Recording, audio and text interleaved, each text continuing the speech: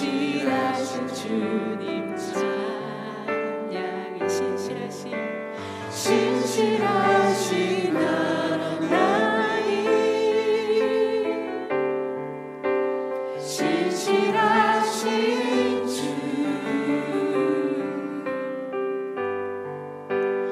나의 주 하나님, 신실하신 주님. 평화 내려주신 하나님, 평화 내려주신 하나님, 나로 고통받는 자를 위로하게 하소서. 나의 평생의 주의 사랑을 전하리. 신실하신 주님 찬양해. 신실하신 하나님, 신실하신 주, 나의 주 하나님, 신실하신 주님.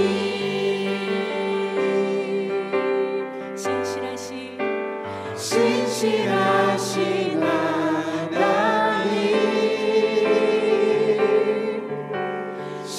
신실하신 주, 나의 주 하나님, 신실하신 주님.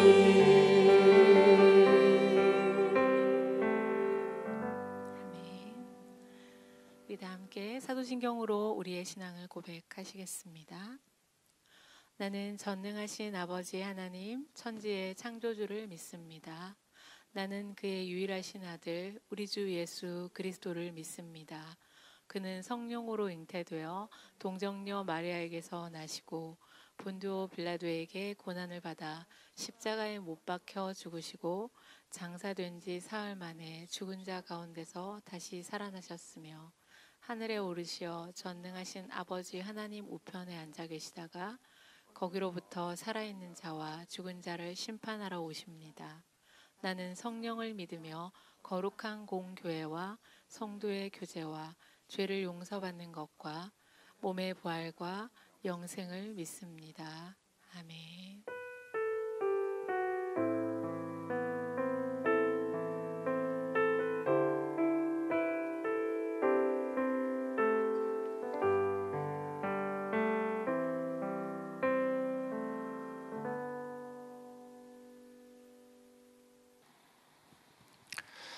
할렐루야. 우리 하나님께 감사와 찬송과 영광을 올려드립니다. 하나님께서 오늘 우리에게 주신 말씀은 느헤미야 9장 9절부터 18절까지 말씀입니다. 느헤미야 9장 9절부터 18절까지 말씀 제가 봉독해 드리겠습니다. 주께서 우리 조상들이 애굽에서 고난 받는 것을 감찰하시며 홍해에서 그들의 부르짖음을 들으시고 이적과 기사를 베푸사 바로와 그의 모든 신하와 그의 나라 온 백성을 치셨사오니 이는 그들이 우리의 조상들에게 교만하게 행함을 아셨음이라. 주께서 오늘과 같이 명예를 얻으셨나이다. 또 주께서 우리 조상들 앞에서 바다를 갈라지게 하사 그들이 바다 가운데를 육지같이 통과하게 하시고 쫓아오는 자들을 돌을 큰 물에 던짐같이 깊은 물에 던지시고 낮에는 구름 기둥으로 인도하시고 밤에는 불 기둥으로 그들이 행할 길을 그들에게 비추셨사오며 또 시내산에 강림하시고 하늘에서부터 그들과 말씀하사 정직한 규례와 진정한 율법과 선한 율례와 계명을 그들에게 주시고 거룩한 안식일을 그들에게 알리시며 주의 종 모세를 통하여 계명과 율례와 율법을 그들에게 명령하시고 그들의 굶주림 때문에 그들에게 양식을 주시며 그들의 목마름 때문에 그들에게 반석에서 물을 내시고 또 주께서 옛적에 손을 들어 맹세하시고 주겠다고 하신 땅에 들어가서 차지하리라 말씀하셨사오나 그들과 우리 조상들이 교만하여 목을 굳게 하여 주의 명령을 듣지 아니하고 거역하며 주께서 그들 가운데서 행하신 기사를 기억하지 아니하고 목을 곧게 하며 패역하여 스스로 한 우두머리를 세우고 종되었던 땅으로 돌아가고자 하였나이다. 그러나 주께서는 용서하신 하나님이시라 은혜로우시며 긍휼히 여기시며 더디 노하시며 인자가 풍부하심으로 그들을 버리지 아니하셨나이다. 또 그들이 자기들을 위하여 송아지를 부어 만들고 이르기를 이는 곧 너희를 인도하여 애굽에서 나오게 한 신이라 하여 하나님을 크게 모독하였사오나. 아멘. 느헤미야 6장에 보면 예루살렘 성벽이 완공되었습니다. 그러나 이제 벽을 세운다고 해서 외세의 침을 막을 수 있는 게 아니었죠. 그래서 느헤미야는 많은 이스라엘 백성들을 예루살렘에 이주시키기 위한 조치를 취합니다. 이에 대한 일환으로 7장에 보면 바벨론 포로에서 귀환한 사람들의 명단을 기록하고 있죠. 그리고 8장에서 에스라가 등장하여 영적인 개혁을 단행합니다. 겉으로 보이는 예루살렘 성이 재건되었고 이제 내부적으로 이스라엘 백성들의 신앙이 새롭게 되어져야 한다는 것을 알려주고 있습니다. 개혁의 출발점은 말씀을 바로 인식하는 것이었습니다.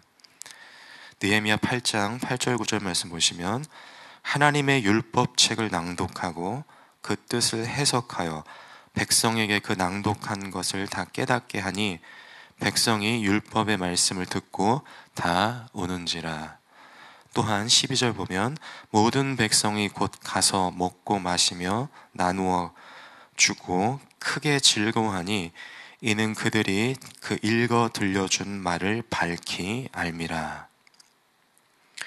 하나님의 말씀에 대한 그 반응, 그들이 말씀에 대한 태도와 또 이전에 가지고 있던 그릇된 마음과 행태, 태도들이 말씀을 통해서 교정이 되는데 그 말씀에 대한 반응이 오늘 이제 9장에 등장을 합니다.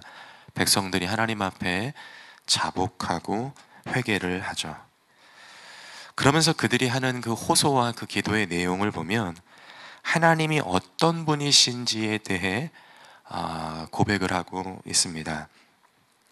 8절까지는 하나님은 세상을 창조하시고 언약을 이행하시는 의로운 하나님이심을 고백을 하는데요. 이제 오늘 본문 읽었던 말씀의 9절부터 18절까지 하나님은 이런 분이십니다 라는 그들의 기도와 고백을 세 가지를 통해서 밝혀주고 있습니다.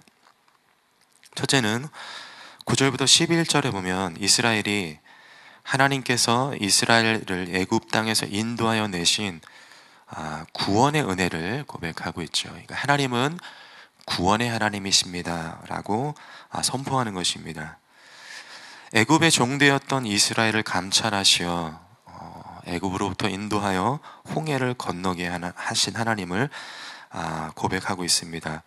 9절부터 11절까지 말씀을 다시 보시면 주께서 우리 조상들이 애굽에서 고난받는 것을 감찰하시며 홍해에서 그들의 부르짖음을 들으시고 이적과 기사를 베푸사 바로와 그의 모든 신하와 그의 나라 온 백성을 치셨사오니 이는 그들이 우리의 조상들에게 교만하게 행함을 아셨음이라. 주께서 오늘과 같이 이 명예를 얻으셨나이다. 또 주께서 우리 조상들 앞에서 바다를 갈라지게 하사 그들이 바다 가운데를 육지같이 통과하게 하시고 쫓아오는 자들을 돌을 큰 물에 던짐같이 깊은 물에 던지시고.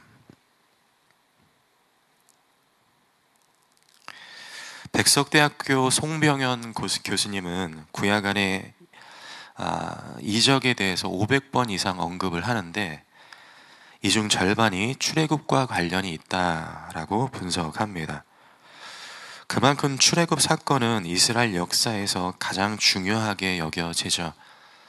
왜냐하면 이스라엘 이 나라의 근간 뿌리가 하나님께서 이스라엘을 이집트로부터 구원하여 주신 그 사건, 은혜에 기인하기 때문입니다.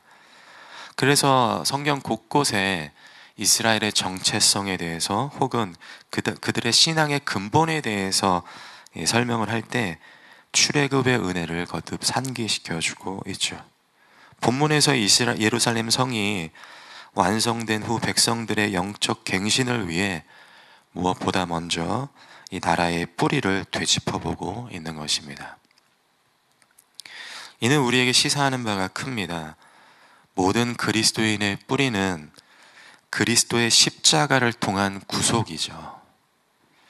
십자가 앞에서 자신의 추악한 죄를 들여다보고 그리스도의 피 흘리심 앞에 그것이 내가 받아야 할 형벌임을 깨닫고 내 대신 모든 죄를 짊어지신 예수님의 은혜를 통과하지 않으면 그리스도인이 될 수가 없다는 것입니다. 우리는 십자가에서 모든 죄악된 속박으로부터 구원받아 영원한 삶을 향해 나아가는 은총을 받았습니다. 그래서 우리가 하나님 보시기에 곁길로 나아가 범죄할 때 우리가 다시금 하나님께로 돌이키는 길은 근본으로 돌아가는 길밖에 없다는 것이죠. 간혹 그런 경험을 해보시지 않았습니까? 내가 왜 이렇게 하나님과 멀어졌는가? 내가 하나님과 어느 순간 등을 지고 살아가는 그런 자신을 발견할 때 그렇게 한탄을 하다가 예수님의 이름만 불러도 하염없이 눈물이 나는 기적 같은 일 말입니다. 우리의 신앙의 뿌리가 그리스도의 십자가의 은혜이기 때문이죠. 혹 무미건조한 신앙으로 지쳐 있다면 오랜 시간 교회 생활 이 틀에 내 마음이 굳어져 있다면 어느샌가 감동도 기대도 사라졌다면 예수님께서 여러분을 어떻게 구원하여 주셨는지를 되짚어 보십시오. 그 은혜만이 우리를 살게 합니다. 이어서 12절부터 15절까지는 하나님의 따뜻한 인도하심과 신의 산에서 주신 율법에 대한 고백을 하고 있습니다. 특별히 13절 보시면 또 신의 산에 강림하시고 하늘에서부터 그들과 말씀하사 정직한 규례와 진정한 율법과 선한 율례와 계명을 그들에게 주시고, 우리가 신앙생활을 함에 있어서 항상 유의해야 하는 것이 이 순서입니다. 하나님은 먼저 이스라엘을 이집트에서 건져내어 주셨죠. 그리고 신의 산에서 율법을 주셨습니다. 은혜가 먼저라는 것입니다. 은혜가 말씀대로 살게 하는 동기가 된다는 것이죠. 잘못된 신앙에 대한 이해를 가지면 하나님의 말씀을 지켜 행하여서 가령 예배도 잘 드리고 헌금 생활도 하고 봉사도 어느 정도 적당히 하면 하나님이 축복하실 것이라는, 하나님의 자녀로 받아주실 것이라는 착각을 하게 됩니다. 그런데 이런 개념은 세상에 있는 종교들의 특징입니다. 세상의 종교들은 자기 열심으로 신에 도달하거나 복을 받거나 열반에 이르거나 이렇게 한다라고 생각을 하죠. 그러나 오직 기독교만이 반대로 설명하고 있습니다. 우리는 하나님께 다가갈 수도 그분과 마주할 수도 없는 죄인이죠. 따라서 하나님이 우리에게 찾아오셔야 된다는 것입니다. 그것이 바로 예수 그리스도께서 성육신하여 우리에게, 그리고 십자가에서 자기의 모든 죄를, 우리의 모든 죄를 짊어지신 그 구원의 사건이라는 것입니다. 그 은혜가 크고 놀랍기 때문에 우리가 기꺼이 말씀을 따라 행하기로 결단하는 것이죠. 그래서 참된 순종은 항상 구원의 감격으로 하게 된다는 것입니다. 사랑하는 성도님들, 주를 위해 무엇을 하던 십자가의 은혜의 풍성함으로 하십시오.